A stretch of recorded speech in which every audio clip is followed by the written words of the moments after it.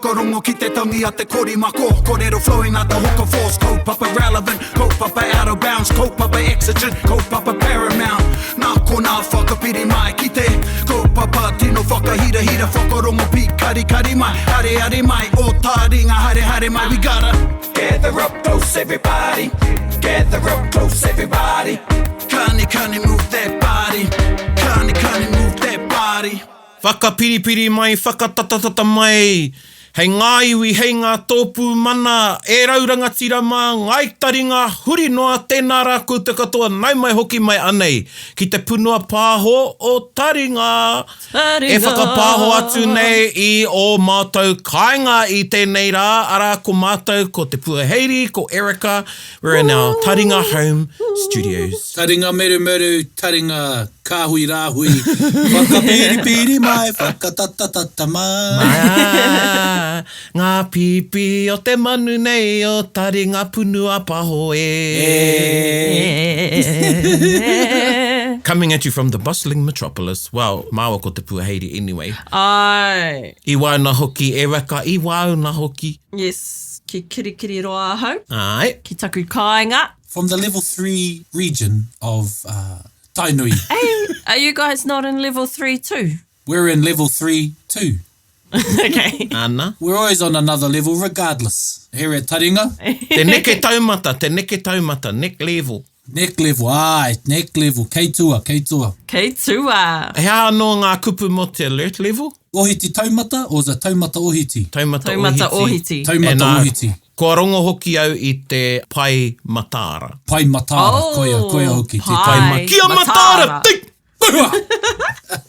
Be alert. Kia Yes, so people, kia matara, here we are again. Here we are. It's really, can we talk? Hoi anō. Ka whiua ki a koe hoa, kei a koe tā tātou kiwaha. Heiha, he māma ki au ki te whakamahara, ki te maumahara ki tēnei. Heiha, hard. Absolutely. Hard. Course. Heiha. Course. Absolutely. The Surely. intonation of that one actually sounds like the kupu Pākehā too when you use it. Yeah. Hard. Hard. Heiha. Heiha. Heiha. You can save a D and use heiha. Hard. Heiha. So it's not a hard D, it's just there's no D, just heiha. Truly, exactly, certainly, absolutely. Absolutely. Oh, me whakataui rā tu tātou ki te iwi nei. Say, you would have heard e te iwi, it's a standalone kiwaha. E harai te me whai mai e tehi atu kupu. Ne? So it's a standalone. So it's probably on the kiwaha scale, sitting at a 1. Yeah. And you heard in the first example when I asked te puaheiri, have you got our kiwaha? Kei a koe tātātou kiwaha? And he said, heiha. Of course I have. Absolutely. What did you? Yeah. So koe rata kiwaha. Any whakaro there, Erica? You could use this like as... Is that a mattress behind you, Erica? Heiha. Hard. Well, soft. Yeah, He mātere ngohe. Yeah. I don't know what a mattress is in Māori. He mea whakamāma I te oro neha. Heiha. Yes, because my oro needs that. It's such a cool sounding like kupu, kiwaha. Yeah, man. Like heiha. Heiha. Heiha. But you can use that to agree with negative things as well as positive things, right? Yeah. Yeah. Total affirmation. Like, oh, that stink. Heiha. He orite ki te tautoko? Tautoko, pautuka, tautoko, yep. Heiha. But there's always a whānau and a cooler and a better way. Like Morgan loves salmon sushi. Heiha. Yeah. So you're absolutely sure about there's no reluctance in your support. Yes. Yeah. Unreserved. Yeah. So, Erica, can you take a good shot of this? Heiha. Of course I can. Heiha. Absolutely. So you're asking me or... Did you not see my invoice? Of course I can. Ko heke a hina kia whiro, no reira, ko neku mahuru, Engari, i pehea te kaupapa I tēnei tau ki a koe tai, praone? I rawe atu. I pātai mai etahi roto I ngā ui hea ngā rere ngā kētanga I tēnei tau. Ko tētahi, ko te noho taratahi. Yeah. Ne. So I didn't get out as much. Yeah. And I think that may have suited people. Ai. You know, there was less interaction because Mahuru Māori is about interacting. Kia ora. Engari, ko tētahi wero ki au I tēnei tau, you know, kei te pīkau au I etahi mahi whakaako I te reo mārunga mai mā te ipurangi. So I'm in a kaupapa at the moment, te reka mauroa. That's a side mahi, but when I leave te wānanga o te roa, which is soon. It'll be a front mahi. Yeah, that's a fun. Aheiha. And so I had two, you know, ko koenei, ko ngā tauira, he kaiako no ngā kura o Tainui. And they're at beginner stages right through, I wouldn't even say intermediate, so 3 stages of beginner, maybe. And, you know, I riro nāku ngā akoranga e whakaako mā te reo Māori anake. Oh, wow. And I did not speak English once. Wow. Kia ora. But wai marie ana I ngā hangarau. Ai. You know, I was able to type, kei au taku I papa. So I was using I've got a cool ass whiteboard app that I could use, and I probably would have never used it otherwise. So now kua tūwhera aku whakaro ki etahi atu hangarau hei whakaako mā te ipurangi. Ka pai. I te mutunga o ngā mahi, ka oti ngā mahi I a rā ka pātai ki ngā pauako, they have kaioko to have a bit of a huritau about what they got out of the session. Huritau reflection. Kia ora. And I asked them how they found me speaking in te reo, and ko te kōrero I puta mai a rātou I uaua I te tīmatanga. Engari te mutunga iho I pai, I tino pai ki a rātou, kia waia o rātou taringa ki te reo. Koia. And mo te nuinga, he tuatahitanga tērā kua noho rūmaki. You know, I wā te a rātou ki te kōrero Pākehā, engari ahau nei I u mo te he motonu ati ki te reo Māori. Cool. Ka Yeah, pai. kia pai mai hoki. Pehea kia koe Erica, pehea te tō whai I a Mahuru Māori tēnei tau. Okay, so I find the best times for me to kōrero Māori is when me and my baby and my dog go for our dog walks. Ka pai. Kia ora. I think it's just, I don't know, I find it way more easier during our walks than at home. I think because there's stuff that we see along the way that I can describe, or describe the weather, or describe where we're going, or be like, oh, he pua wai mawhero tēnei, like whatever we're looking at. Yeah. Yeah, cool. Pai. That was like me, like last year on one of the apps I said I will do Mahuru Māori, and this year I did Mahuru Māori. I started at the gold level and I thought, yep, because we'll be in lockdown, this would be an easier path for me. However, in my household, I'm the one that speaks te reo Māori. And so I think that's about the challenge too, because my partner has very little understanding, and then I'd be speaking in te reo Māori and explaining things, and then the frustration would set in, and then be frustration from her because she wants to be able to speak and understand and reply. And so I think that's part of the challenge for Mahuru Māori. People do Mahuru Māori is that all those barriers that you get over. And because there was frustration at the start, like, oh man, bugger this. But it's like, after a while, my girls knew that, oh, me kōrero Māori kia papa. Oh, cool. Yeah, that was cool. But yeah, that was the part of the challenge as well. And people saying, oh, wouldn't that be hard for you to do this and that? And it's like, well, that's the whole idea about it. Well, how it occurs to me is that that's the whole idea about it. Why is our language alienated in its country of origin, you know? So yeah, that's what I love about Mahuru. And you know, e mihi ana kia koe e tai ko koe te mauri o taua kaupapa e mohe anau mena. Mau te kaupapa, nau anō te kaupapa, mau anō te mauri e pupuru. So yeah, e mihi ana kia koe. O tira kia koutou katoa I whakatutuki ngā wawata mo te Mahuru Māori. Tēnā koe tai. Me taku tautoko I ngā mihi kia koutou katoa. I kawea e koutou te mānuka o te kaupapa. Nō reira, e mihi ana i kia koutou katoa.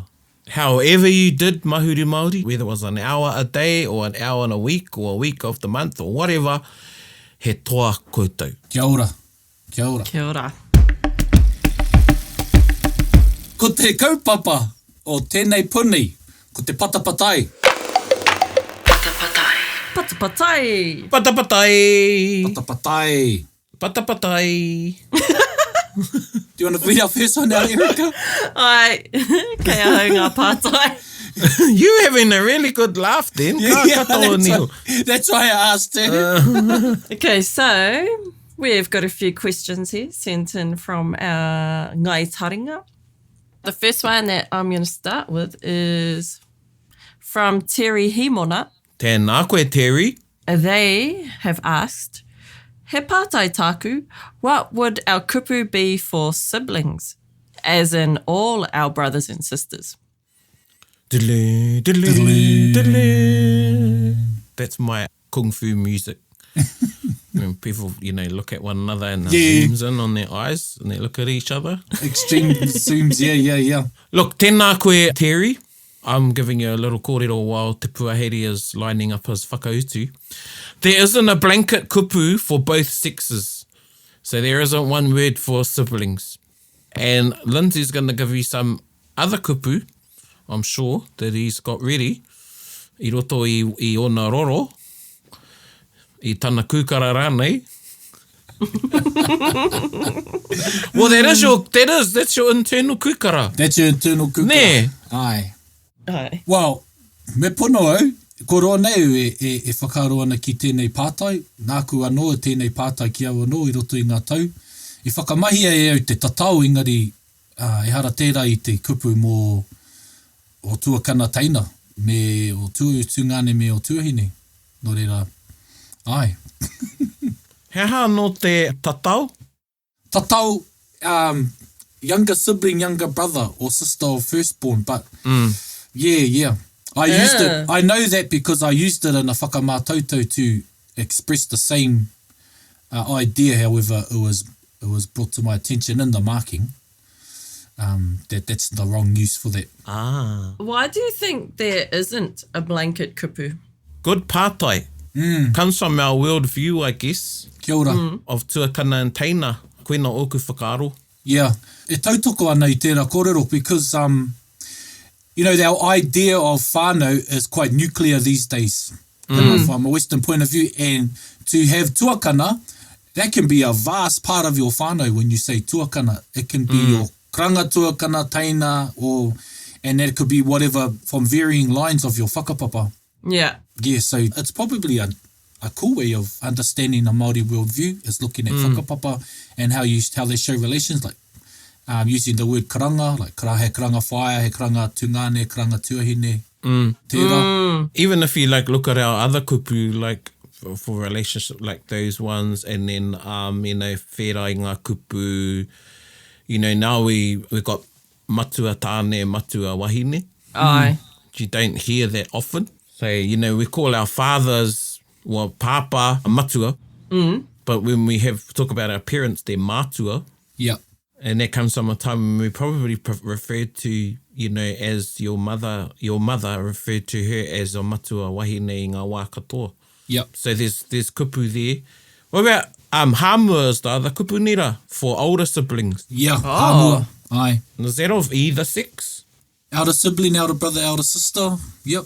He tūreo tērā? Te kupu, he no tētahi tūreo, no tētahi mita rānei a. Au ai hoa, me pono au Terry. This came up on Te Mano o Te Reo. Karau mohio me kei reira koe. Te Mano o Te Reo was a Facebook group.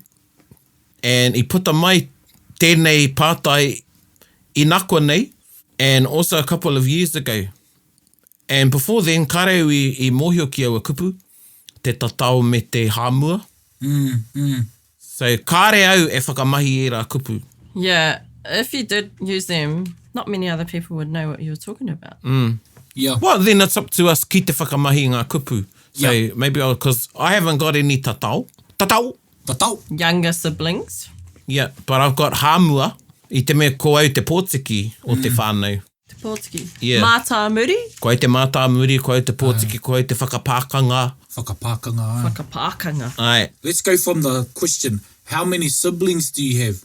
Me pēhea koe e whakautu ai I taua pātai. E rū aku tuahine, ko tahi taku tuakana. Kia ora. And that actually shows, when someone answers in that way, you actually see where they stand in that order. Because you can say, Yeah. I have 2 brothers and 2 sisters, and then you have to follow up by saying, where are you? Or, who's older, who's younger? True, I guess it just eliminates that wondering, eh? Yeah. So, like, hei tā te tirohanga Māori, it shows a positioning of a person or a point of view from one person, you know what I mean? Yeah. This is kind of off topic. When we had our wānanga, before we got our moko kauai or mataora at our marae done, we talked about the manawa line, and in our ones we have mangopare that sort of situate where you are in your whānau. And so if you're the tuakana, your one faces upwards, but if you're not the tuakana, then yours faces downwards. And that got me looking at other people's ones who had already been done. And there's one female that I was looking at, and I know that she's not the eldest sibling in her whānau, but her mangopare was turned upwards. That situates her as a tuakana, and I was like wondering, Kia ora. but she is the eldest wahine. Right. So she is still the tuakana of the wahine, so that's why her one was facing upwards. Marama. Her eldest brother, his one is upwards, his younger brothers are downwards, etc., etc. Marama tērā. Yeah, pai. Ka pai. Tēnā koe tō pātai. Yeah, tēnā koe Terry. Next, we have a pātai from Jade Ormsby. We actually know Jade. He's a kaimahi at Tuanonga Aotearoa. Kia ora, Jade. Kia ora, Jade. Tēnā koe, Jade. Tēnā koe. This pātai is about permissions and acceptance towards non-binary people and their ability to either moko kauai or mataora. Which one are they allowed to have? Or is there a more specialised one? If not, how can tikanga and tradition evolve to be more inclusive? Pātai nui tēnei. Here comes the kung fu music. Dun, dun. That is a really big wānanga. Yep. Yeah, we could actually have a wānanga about that. We've got 3 perspectives here. Kia ora. And there's so many layers to this pātai. Well, maybe not the pātai, but the layers that we would have to unpack Yeah. to get to a place where we would land. And this came up in Te Kōkō Muka. It wasn't about tā moko. And tēnā koe, Jade, it's only been a year since I've known about non-binary ahara. Is this the same as being gender fluid? People who don't identify as a definite male or female. Yeah. And I'm not scooting around the pātai. What I'm saying is I don't have enough knowledge of what that actually means for me to comment from a place where I would feel safe that I'm giving the right information. Kia ora. So I'm going to park the gender to the side and talk about tikanga. I roto i te ao Māori, and in our kōrero tuku iho, we have roles. We have roles, we have responsibilities, and they come down through te iho atua. And this is our creation story and our creation stories. And those roles have come down to us.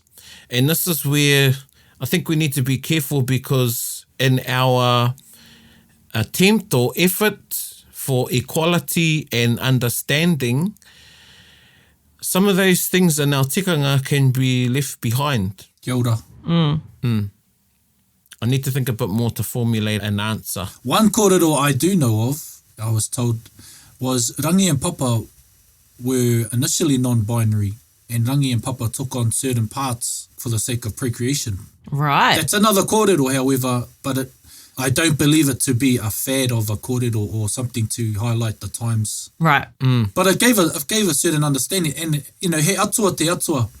E tahi wā ka tirohia te tangata ki ngā mahi atua, anō nei he tangata.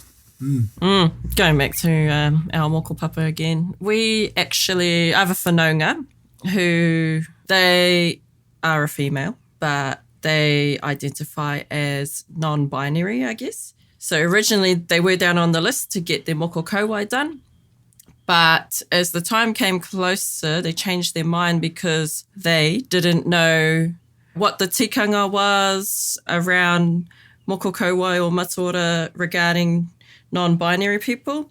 So instead they chose not to go ahead with getting it done at our moko papa earlier this year, and is going to do more research into that so that when they do get something done, they are well informed. Yeah. Not only they need to be informed, but the person doing the moko as well, the tohunga tā moko, not only needs to be informed, but they need to be comfortable, because I'm saying this respectfully, they can be compromising their tikanga. Kia ora. Definitely. So we go back to tuakana teina. So how would I use those words with a non-binary person is what I'm asking myself. I'm not asking everybody.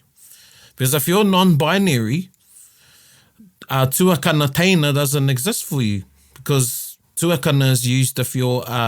the same gender. Yeah. Yeah. So does that mean we create new words for people that are non-binary?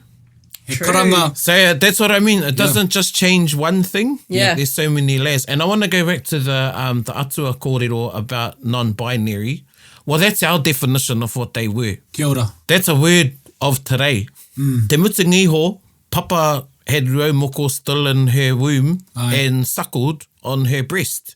So I think we need to be careful too, and this isn't just for the non-binary kōrero, this is for any kōrero I roto i te ao Māori, to be careful in picking and choosing kōrero from te ao atua Yeah. to justify or tautoko i a tātou mahi. Yeah. Great pātai there, and maybe it's something that we wānanga with some non-binary, because I feel we're talking about something that we don't really know much about. Yeah. I've never met a non-binary person. Yeah. For me, it would be like someone talking about te reo Māori who hasn't learnt te reo, who hasn't been in te reo Māori, you know? So that's why I'm trying to do this in a respectful way. Tika. But talk from the tikanga stance. Right. So tēnā koe, Jade. Yeah. This will be something that we have a wānanga about in a fuller context, I guess, and we'll find a guest, tētahi manuhiri, or ētahi manuhiri, and we can have a kōrero, a wānanga about it. Ka pai. Koinei tētahi karanga, koinei te karanga ki a koutou te hunga e hāngai ana ki taua whakapono, ko taua whakaaro, he ira kore. Send us your thoughts, or if you are willing to lend your time to speak on this kaupapa amongst us with Taringa. We'd be really interested to hear from you. Really keen as well. Kia ora, tino. Ka pai. Āheha. Āheha.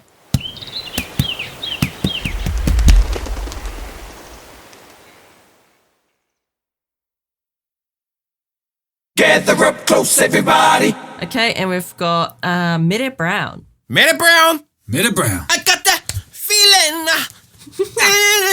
That feeling. I got the... Hey, baby, baby. Hey! It's a man's wear. Oh, good. Sorry, Meta Brown. When I hear Brown, When I hear Brown, it's yep. me too, you know? Yep. So, tēnā koe. My hair's shiny now and my feet are slippery.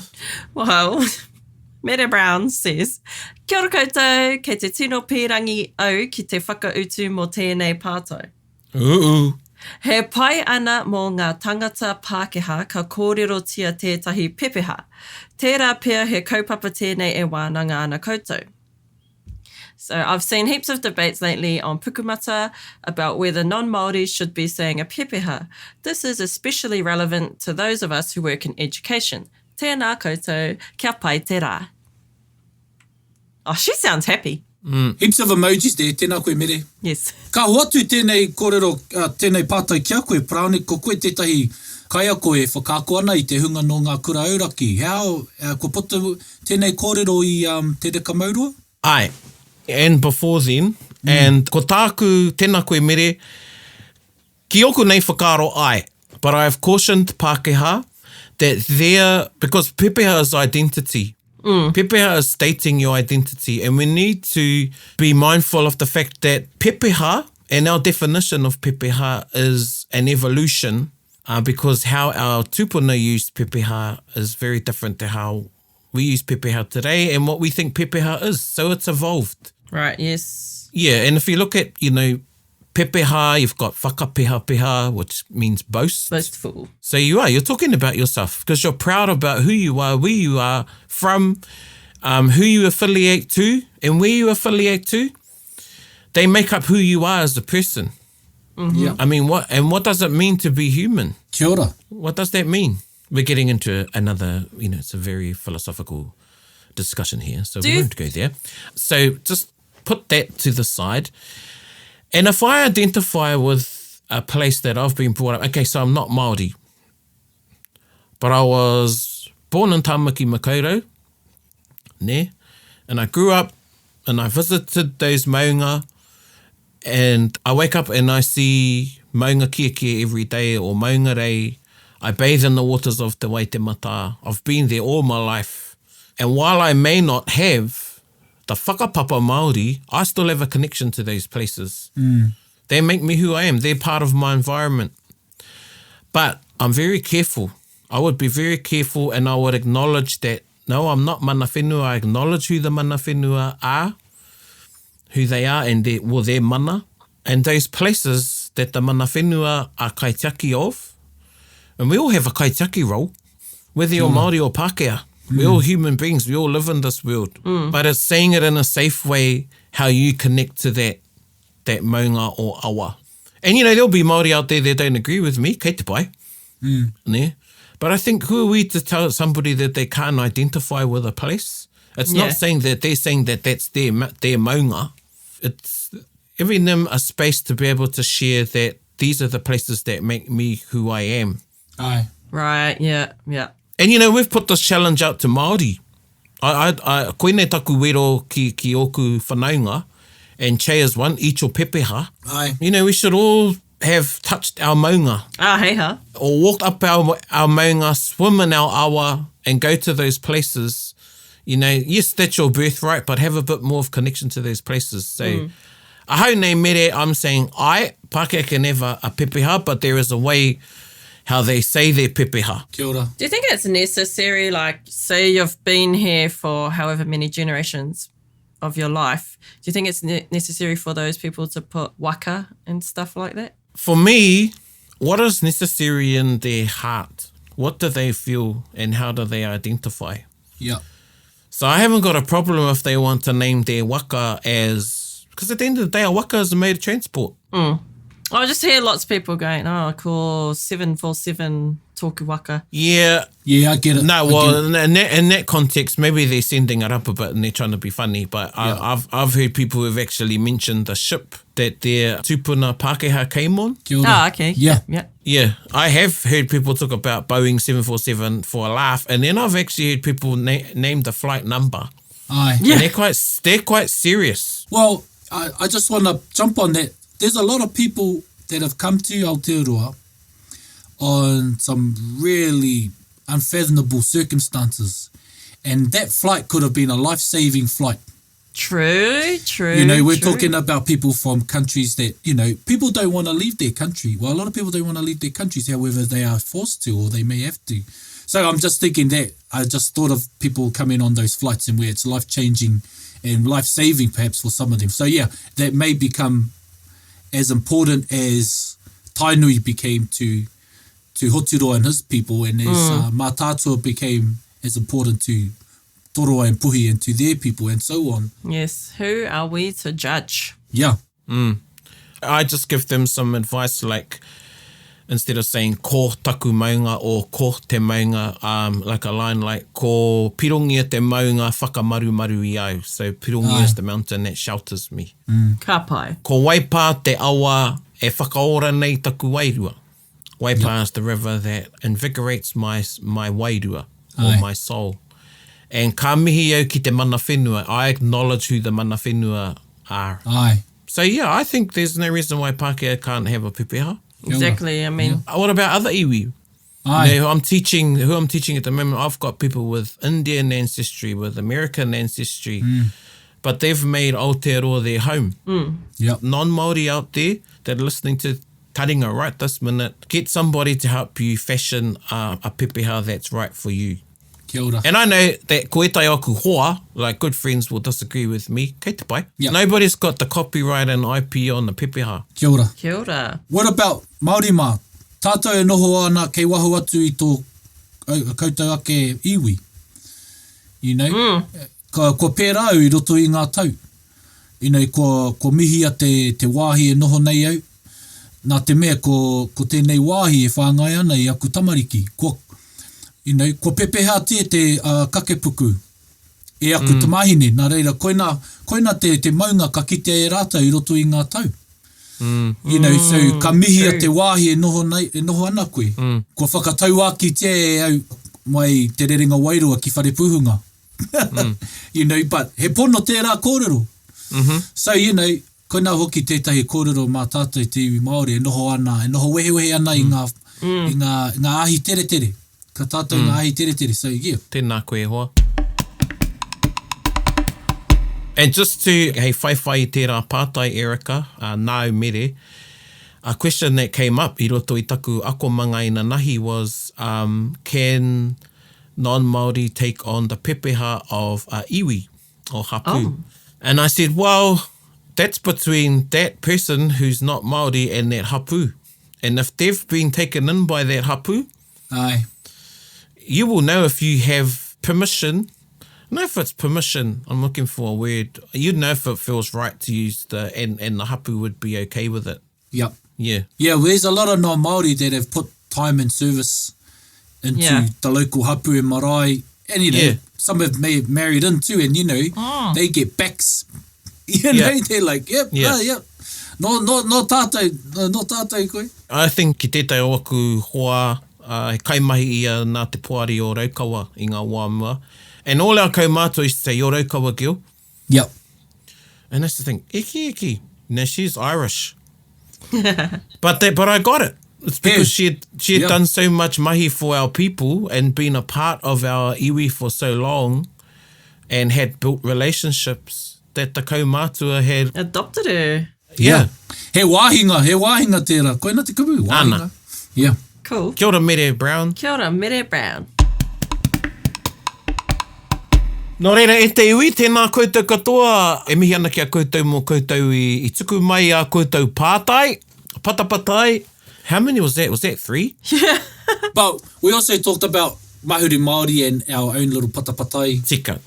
True. Tika. You can tell it we were in lockdown because this is our outer contact. So we're having yarns and like chat. Yeah.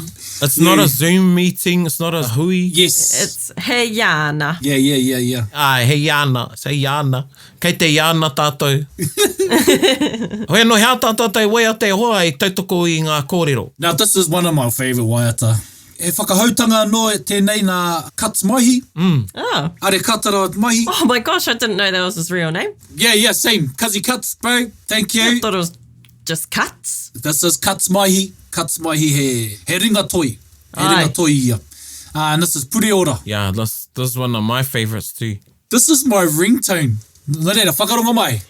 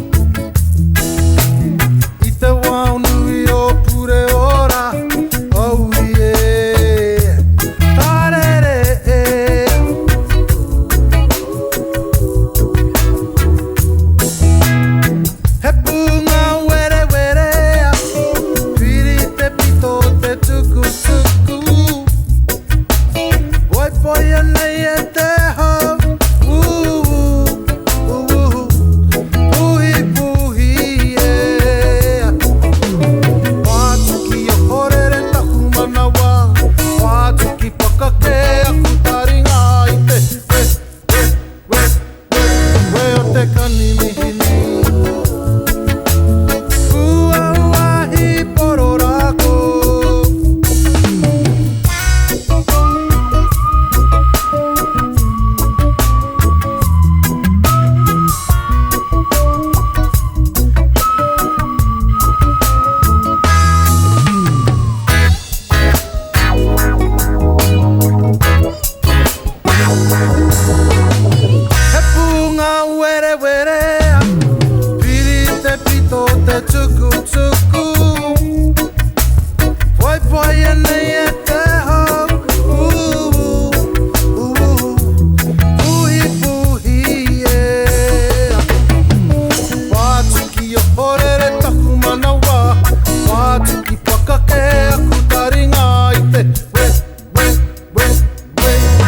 te kani mihini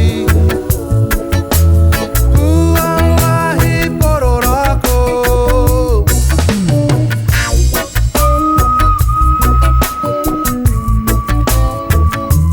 Tarere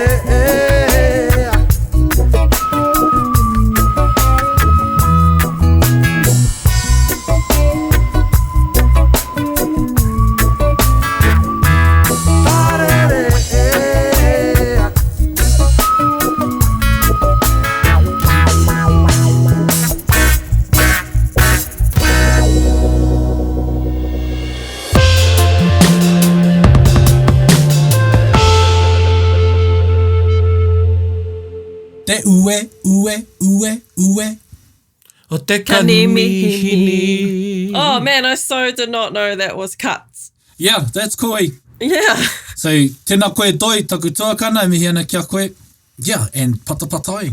That was a cool Patapatai. Yeah. It was. We actually had 6 pātai lined up, but we only got through 3 of them. Yeah, and heaps on our Instagram, so tēnā koutou te ui ka tiakina wena mō raurangi.